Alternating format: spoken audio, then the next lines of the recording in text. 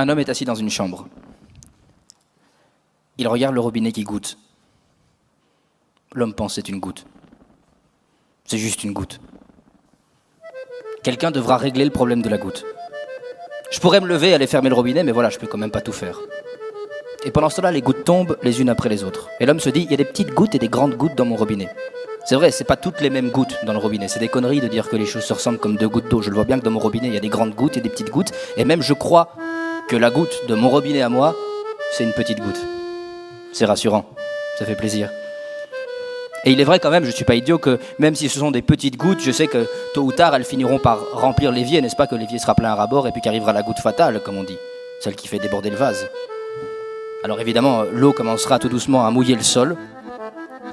Tôt ou tard, je finirai par me mouiller les pieds. Je pourrais relever les pieds, mais je ne suis pas idiot, je sais que ce serait qu'une solution temporaire, parce que tôt ou tard, goutte après goutte, ma chambre serait inondée, évidemment. Tôt ou tard, le plancher, peut-être aussi, certainement, cédera sous le poids de l'eau, sauf que le plancher de ma chambre, c'est aussi le plafond de la chambre qui est en dessous. Des milliards de gouttes feront s'effondrer ce plafond, et inonderont les chambres d'en dessous, avec tous les objets utiles et inutiles et toutes les personnes qui y habitent. Et pendant ce temps-là, évidemment, le robinet, lui, il continuera inexorablement à couler, n'est-ce pas? Et tôt ou tard, le plancher de la chambre qui est en dessous s'effondrera à son tour.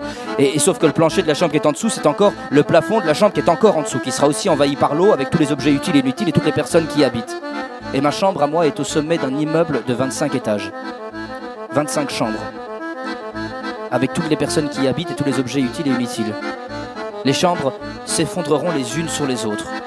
Les ruines de mon immeuble seront ensevelies sous une vague d'une quantité infinie de gouttes. L'eau recouvrira les décombres. Un homme est assis dans une chambre, il regarde le robinet qui fuit. Il voit le déluge. Il l'imagine. Il voit le déluge et il pense non. C'est pas possible. Évidemment, c'est pas possible. Alors il se retourne sur le côté, il regarde vers le mur, il arrête de penser à la goutte, il sourit et sereinement, il s'endort.